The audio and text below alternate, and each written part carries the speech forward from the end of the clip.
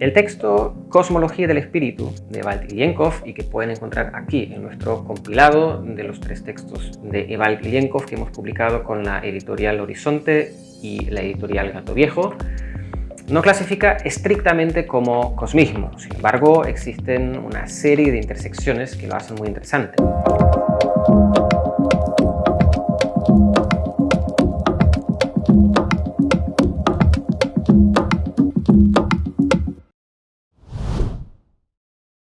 El cosmismo es una vertiente de pensamiento que surge durante la primera mitad del siglo XIX, luego va a tener muchísima popularidad durante el siglo XX, y que podríamos entender como la vertiente rusa de lo que nosotros en Occidente llamamos ciencia ficción.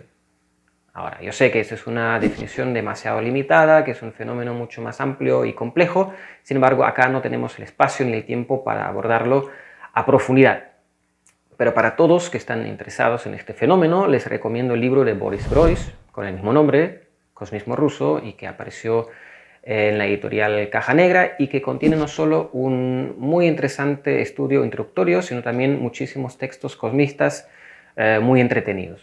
El cosmismo no era un movimiento, sino una vertiente de pensamiento, y no se limitó únicamente a la producción de textos de ficción, sino también había artes plásticas, había biólogos, había químicos, había médicos, había gente con diferentes intereses que desde diferentes perspectivas incurrieron en estas reflexiones cosmistas. Y uno de sus representantes más emblemáticos, sino el representante más emblemático, ha sido sin lugar a duda el médico, filósofo y militante bolchevique de primera hora, Alexander Bogdanov, cuyo nombre estoy seguro han escuchado en algún momento.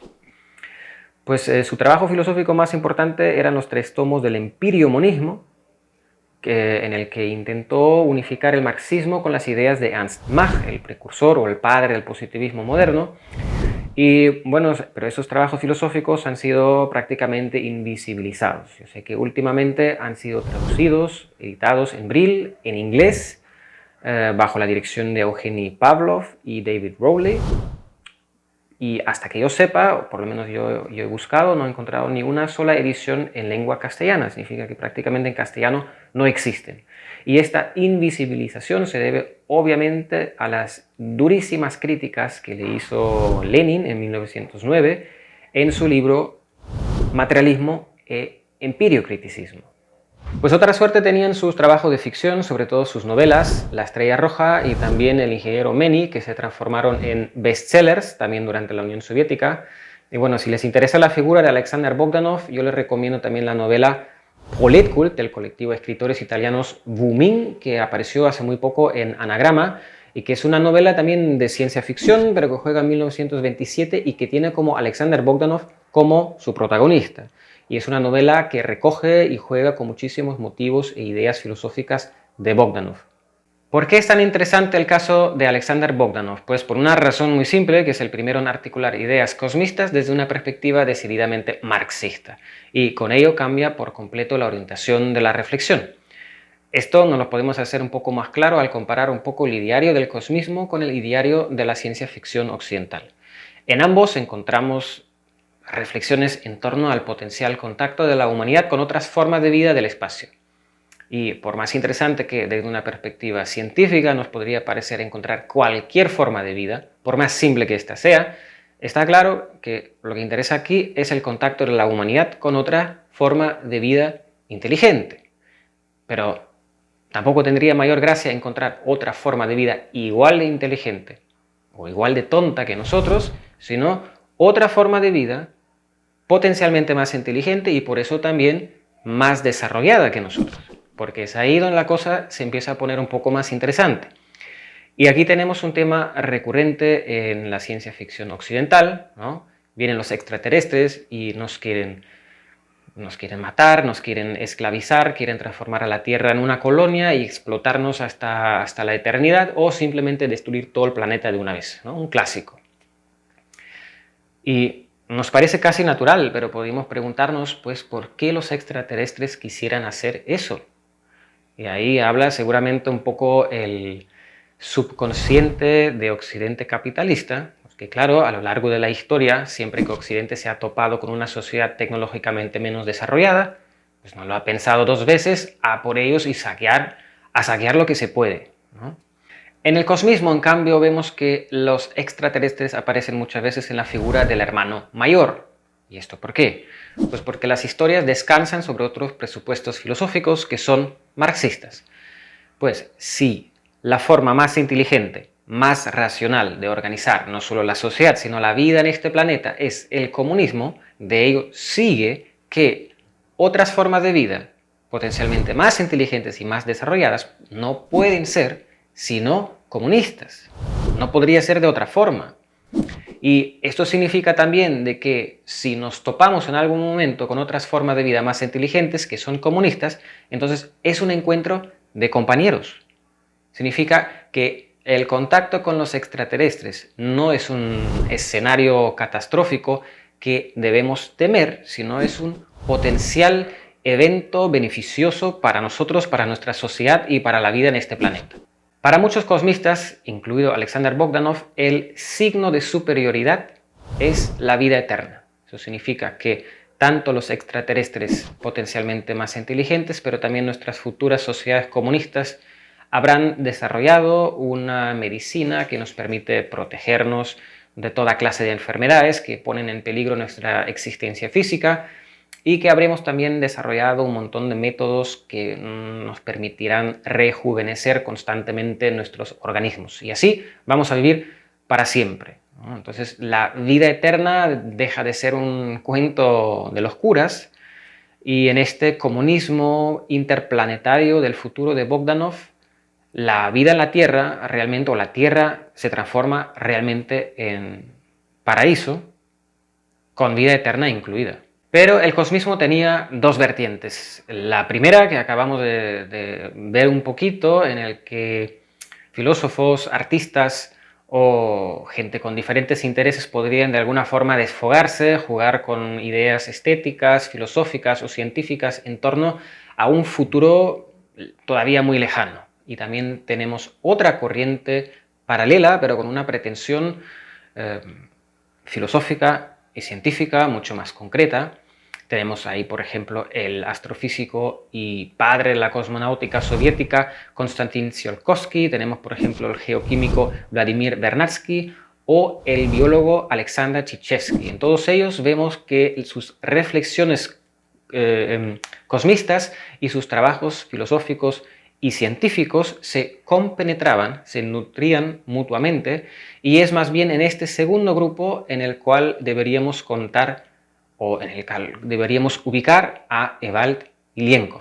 En el 2018, Slavoj Žižek presentó en la Escuela de Filosofía de Múnich algunas reflexiones en torno a la cosmología del espíritu de Ewald Ilienkov, y dijo lo siguiente. I will give you the example which I consider the ultimate example. It's madness. I will go a little bit more into it because I'm pretty sure that most of you don't know it. Do you know it? No, Ewald Ilienkov. It's the only Soviet Marxist which deserves to be taken seriously, more or less. That's why he ended appropriately his life. In 1971, he killed himself. No, he was an impossible figure of a sincere Marxist. But already when he was young, in his first manuscript, which of course it was written in, I think, 52, it was never published, but it's a dialectical materialism at its most crazy. Žižek señala que, a pesar de sus simpatías por Ilienkov o por la cosmología del espíritu, que no deberíamos tomarnos demasiado en serio estas reflexiones porque son una especie de aventura teórica, ¿no? Una pequeña locura. Sin embargo, yo creo que hay que tomar en cuenta que Ilienkov, en contraste con Žižek, no es un mero provocador, sino Ilienkov realmente ha tenido la intención de dar una respuesta muy seria a una pregunta filosófica muy importante. Ilienkov señaló, por ejemplo, en su artículo Hegel hoy, que Hegel no pudo responder a la pregunta que es fatal para todo tipo de idealismo: ¿de dónde viene el pensamiento y qué determina el desarrollo dialéctico? Cuando anunció que pensar era divino, Hegel simplemente esquivó la pregunta. Ilienkov pues no quiere esquivar la pregunta, sino pretende responderla, y tenemos una tradición dentro del marxismo por querer responder esta pregunta. Tenemos, por ejemplo, los trabajos de Friedrich Engels, sobre todo el papel del trabajo, la transformación del mono en hombre y también la dialéctica de la naturaleza en los que intenta confrontar la filosofía dialéctica con los últimos descubrimientos en las ciencias naturales y de esta forma explicar la razón de ser y el carácter de la racionalidad humana en función al desarrollo de la materia en la naturaleza. Ahora, Ilienkov retoma estas reflexiones y las quiere ampliar y profundizar, confrontando ahora la filosofía dialéctica no solo con el desarrollo de la materia en la naturaleza, sino confrontando la filosofía o sacar certezas filosóficas de la confrontación de la filosofía con la cosmología física, es decir, explicar la existencia y la razón de la existencia de la racionalidad humana en función al desarrollo de la materia universal, en función al universo y su desarrollo.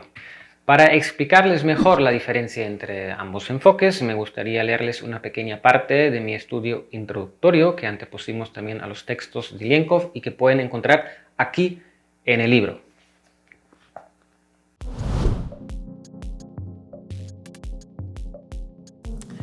Aunque el proceso evolutivo constituye el dinamismo fundamental para la vida en este planeta, cuyas leyes deciden sobre la aparición y extensión de cualquier organismo, representa al mismo tiempo una mera prolongación de una lógica superior, las leyes del movimiento de la materia universal. Son aquellas la suma referencia en relación a las cuales debemos intentar poner de relieve lo que entendemos por condición humana, estimar nuestra racionalidad y establecer así el punto de fuga de la actividad vital de nuestra especie. Dice Ilienkov, del mismo modo que no hay pensamiento sin materia, entendido como sustancia, tampoco hay materia sin pensamiento, entendido como atributo.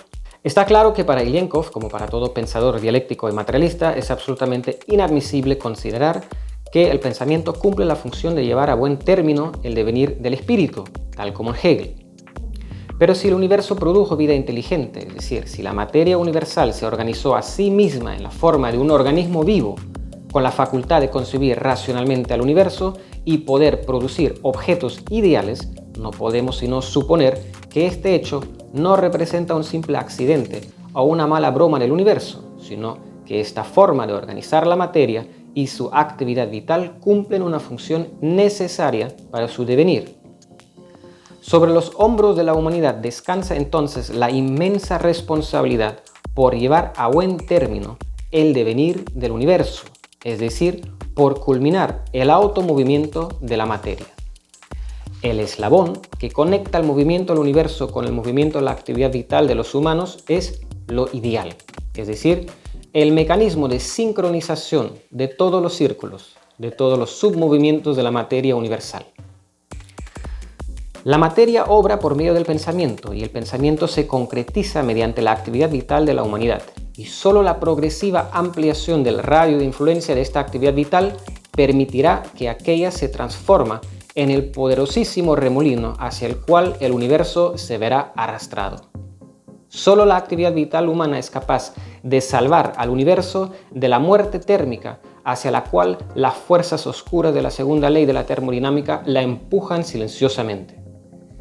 Es la fuerza de la razón que enrolla las fuerzas del universo en el círculo de los círculos para transformarlas en pura información, en la forma de la mente universal, hasta que el universo se concretiza a sí mismo a través de la razón y se pueda establecer la identidad inmediata entre el pensar y la realidad, la congruencia absoluta entre sujeto y objeto y la bisagra de lo ideal fusiona de una vez y para siempre ambas dimensiones de la realidad material, llevando al universo al colapso desde el cual renacerá rejuvenecido como el fénix de sus cenizas. Zizek lo formula en palabras un poco más coloquiales. And now, my God, I like this as an old Stalinist. You ain't heard anything yet. Now comes the true madness. He claims that therein resides the cosmological necessity of communism. Because what is demanded from human beings is at the end to radically destroy, explode themselves and the entire order for the benefit of the whole universe to renew itself. And he says a capitalist would never have done it. They are too egotist. Only a communist can destroy everything, risking itself for higher future. En ello consiste, en términos muy generales, el cosmismo de Evald Ilienkov, y pueden encontrar este interesantísimo texto, La cosmología del espíritu, aquí en nuestro compilado que hemos sacado con Horizonte y Gato Viejo.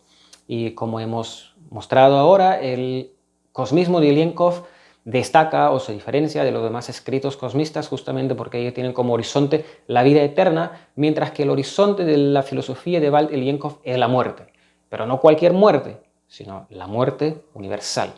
Y es por eso que queremos cerrar con las palabras que Ernst Bloch alguna vez pronunció en relación a Thomas Müntzer, el revolucionario de las guerras campesinas de Alemania del siglo XVI, pero que encajan también perfectamente para la cosmología del espíritu. Este mundo de fe se confronta directamente a la aurora del Apocalipsis, y es precisamente en el Apocalipsis donde tiene su medida final.